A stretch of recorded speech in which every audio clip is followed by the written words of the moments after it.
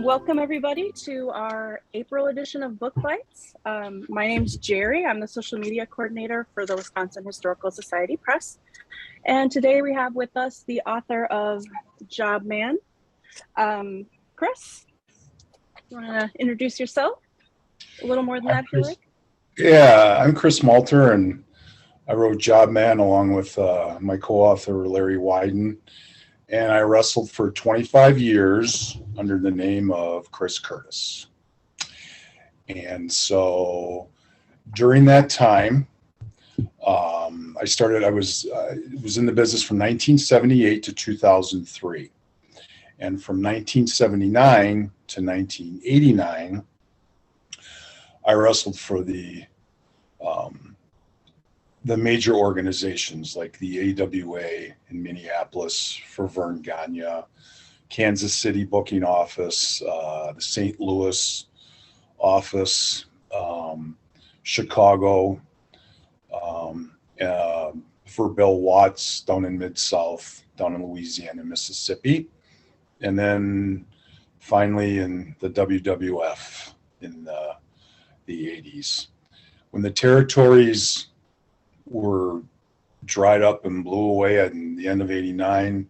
The next 14 years, I did a lot of the independent shows for county fairs and firemen's picnics and beer halls, high schools, and that kind of stuff. And after that, there wasn't really much to do, so I retired. So I had a good career for 25 years.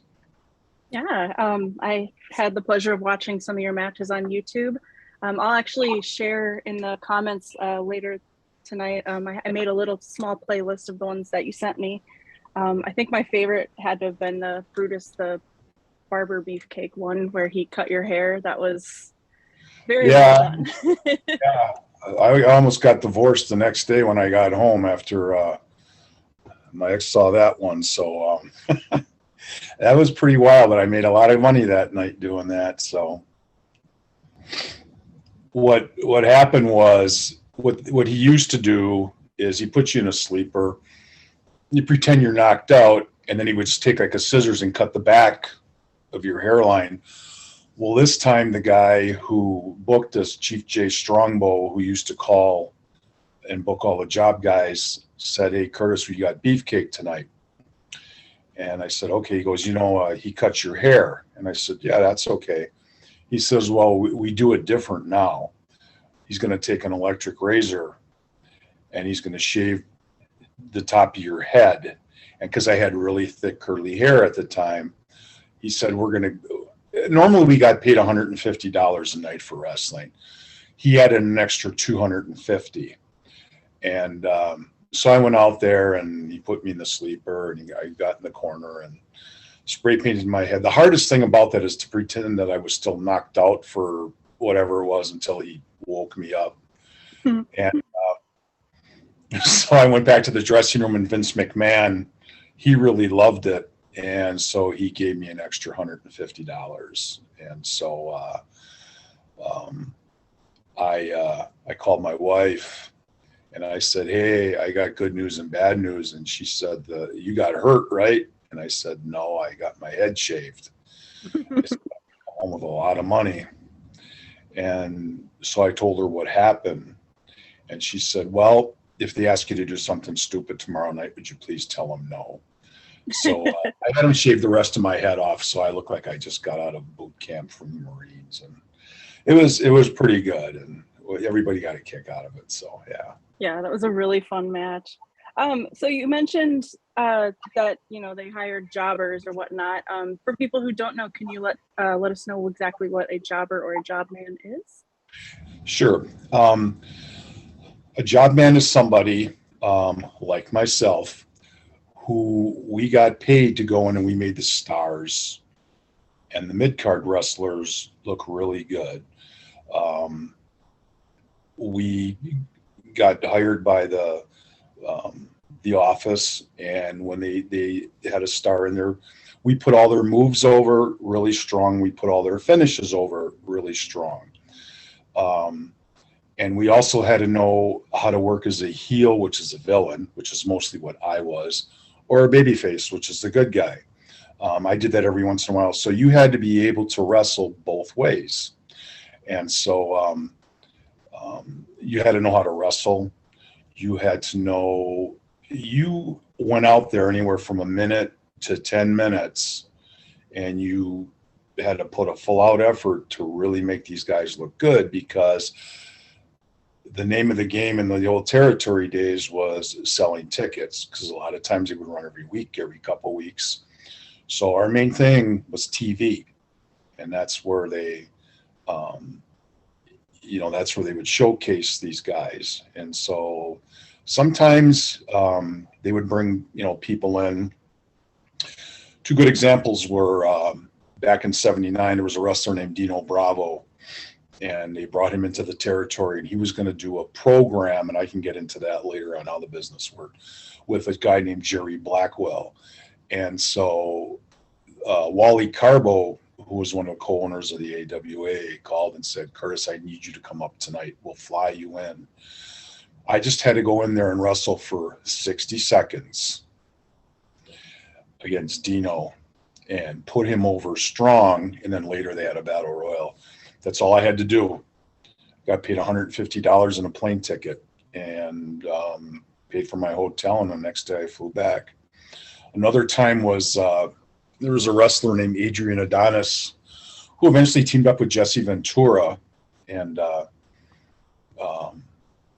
my co-writer and his roommate, we were walking to the matches in Milwaukee. The next thing you know, my mom is running down the street with my wrestling bag and said, "Wally Carbo called, you got to wrestle tonight." So they had brought Adrian in from the Portland territory, and he was a babyface that night. And in fact, the first week he was, and I was a heel, so I had to put him over strong. And so, it was one of those things where if they need you, I never said no. Not one time could I not made it for them. And so we went 10 minutes and put them over big time, and that's what it's all about. And the thing is that we're trusting them because we're making them look strong to take care of us, so that they don't get reckless and hurt us. We're trusting them with our bodies. So if these guys are coming off the top rope with a knee drop, and they miss and they connect, we're history. We're dead. So we do everything we can to really, really sell, their finishes and their strong moves and stuff. And it's not so much losing, because we're associated with losing the matches. It's making them look good. And people would say, "Don't you ever win?" That's not the point in this business. You could be the crusher and bruiser, and they were losing all the time, but they left guys like Bockwinkle and Stevens in the middle of the ring, in a heap, even though they lost, but the fans went home happy. And that's what it was all about. So. Hey, you talk a lot about the fans actually in your book, and kind of like the psychology of wrestling, and how as a heel you play to people's like anger kind of, or tease them to kind of really get some genuine emotion out of them. Would you be willing to expand upon that? Like, tell us a little bit more about like how you read a crowd and that kind of thing, and how you play to it. Yeah, it's the big thing is, one thing I never did see, a heel would always call the match. Okay. So the only thing that you would normally have is you'd go over your finish with your opponent in the dressing room. And then you went out there and you just felt on how the crowd was, because if you had everything rehearsed, it may not work. The crowd might not buy it. So you have to feel them out and see how they react. How wrestling worked was in the old territory days, which I was a part of, you had to have at least 5 or 6 really strong heels and the same amount of baby faces. And what would happen was the booker of the territory would come up with these certain angles or storylines. And so you would really develop their character. And that's how we came, to be part of it, where we would go out there and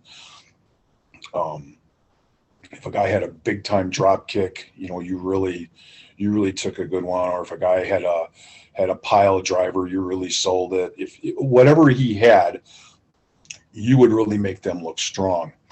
So the promoter, how it worked is you would work out an angle, and getting the crowd involved was super important, because what we did back then is we did everything we could to make the audience believe what we were doing was real, even though it wasn't.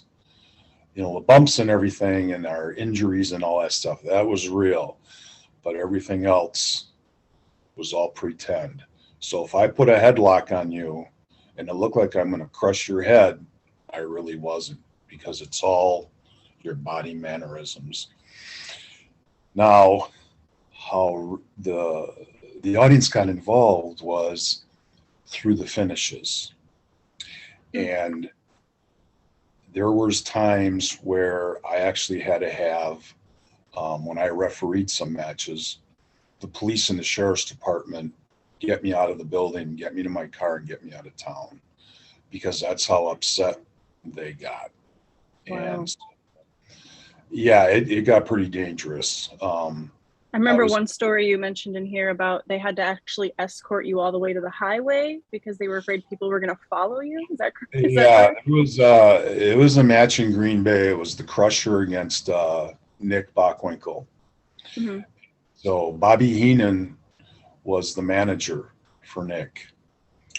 And in the finish, the Crusher used to have this move called the bolo. Well, Bobby Heenan jumped up on the ring apron. I went with Bobby, and then the Crusher came over to the ropes. Well, Bobby had a pair of brass knuckles. They really weren't brass knuckles. What they would do is they would take a empty tape roller, and then they would take tin foil and wrap it around. And he threw it over our heads like we couldn't see it. And then as soon as he did it, Nick caught the brass knuckles. Crusher went back with him, hit Crusher, down he went. And then Bobby said, okay, go count him. So I counted the pin. The people were so upset that we got to the dressing room. My youngest brother came with me. And in the Brown County Arena, they had a little window in the back door, and people were pounding on the door. They looked like zombies. They actually threatened to kill me. Oh, and so you weren't even the one that did it, right? You were the ref. I mean, they were literally going to get me. So I said, you know what? We need some help. So the sheriffs were there, and they escorted us up to the ring. And I said, man, you got to get us out of here, or we're not going to get out of here alive. So they did. They escorted us to the car and drove us to the highway so we can get out of town. And what I used to do then was, if there was controversial finishes in the main event, I would tell the sheriffs or the police or whoever was, keeping an eye on us. I said, please do me a favor, watch my back in this one. I wouldn't disclose what was going on. I said, just keep an eye on me. And they did. So there was a few other instances where, and even other times when I would wrestle, I wouldn't have to do much. And I remember in Milwaukee one time, there was this little old lady. She wasn't even 5 feet tall, and she had real thick glasses. And I looked down at her, and she's really giving me the business with both hands. And I look at her and start laughing. People, they genuinely hated you, and you knew you were doing your job.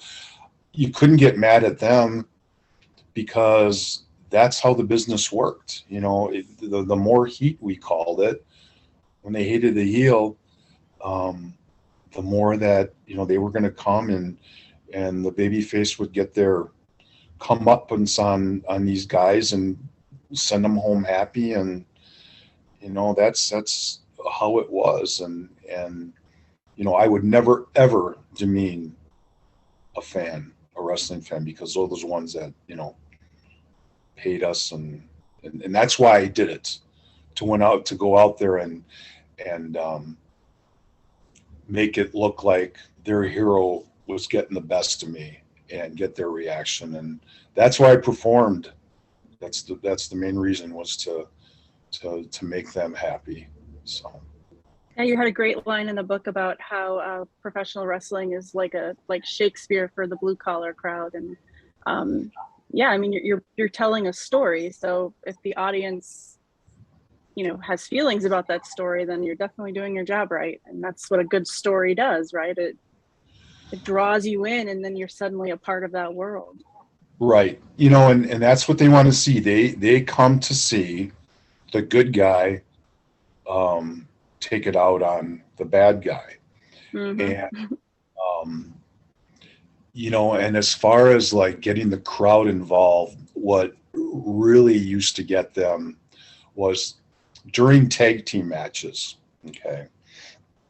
What would invariably happen was the heel team would get the best. We'd call it getting their heat on the baby faces. So every time the baby face would try to make a tag, and they were this close, they might be this close, the heel would jump from his corner and get in the ring. The referee would go with the guy that came into the ring. The baby faces would tag, but the referee didn't see it.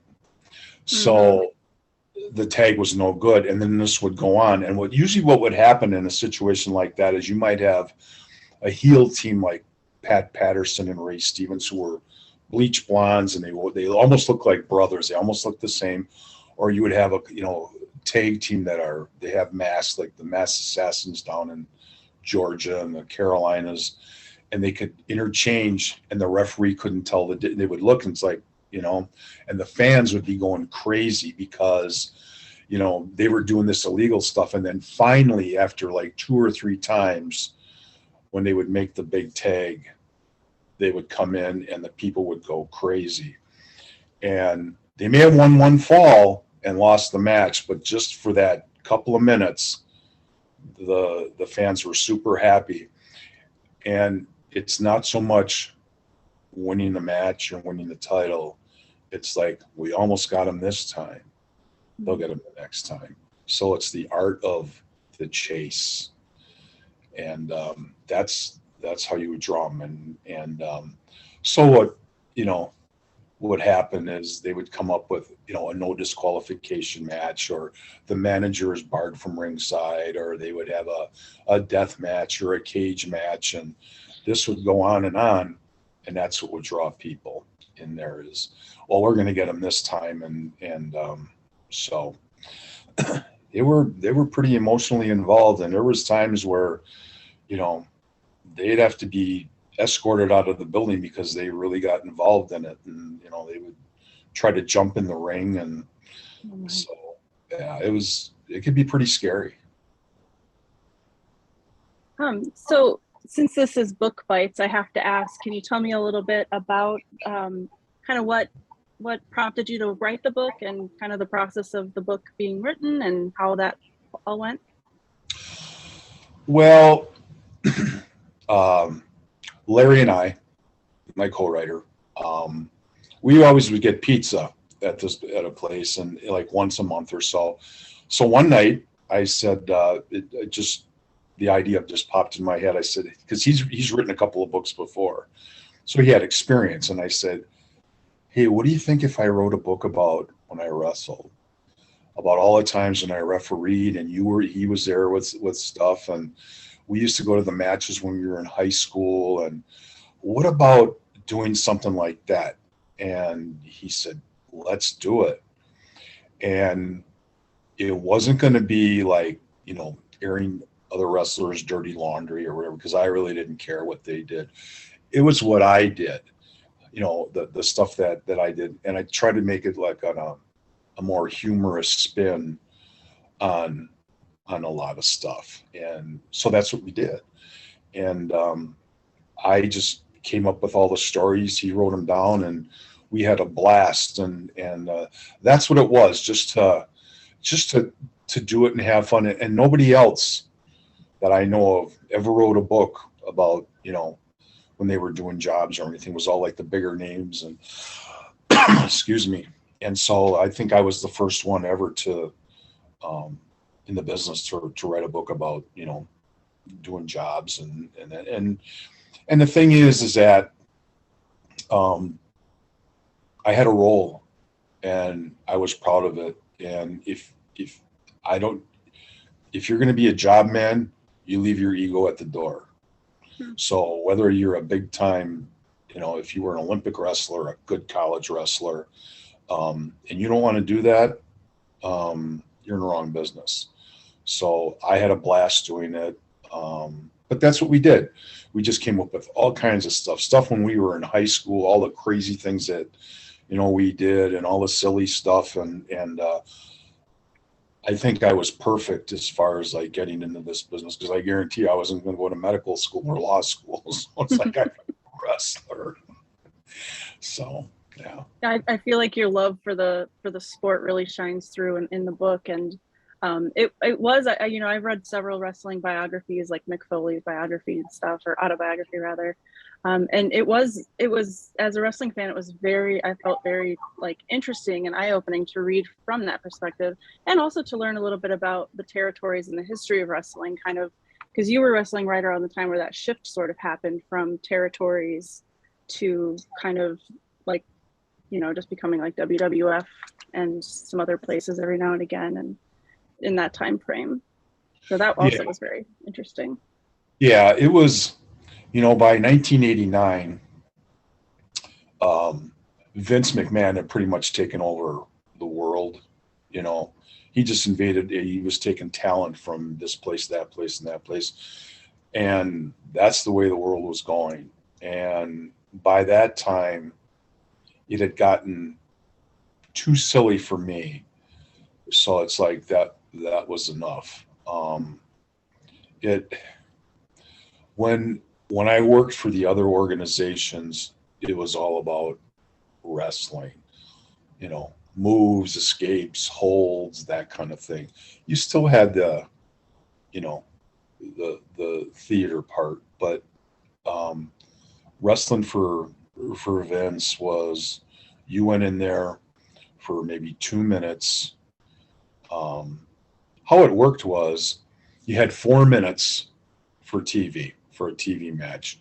You're out in the ring already, and as soon as they introduced the headliner to come in and that you're going to wrestle, that's when the 4 minutes starts. You were in the ring maybe for 2 minutes with these guys, and all you did was, you were the prototypical job guy. You sold their big stuff, and you really put them over. And probably my 2 matches that it looked like I really got killed was when I wrestled Paul Orndorff in Milwaukee. He gave me this. Did you see that match and he gave me that pile driver? Yes, yeah.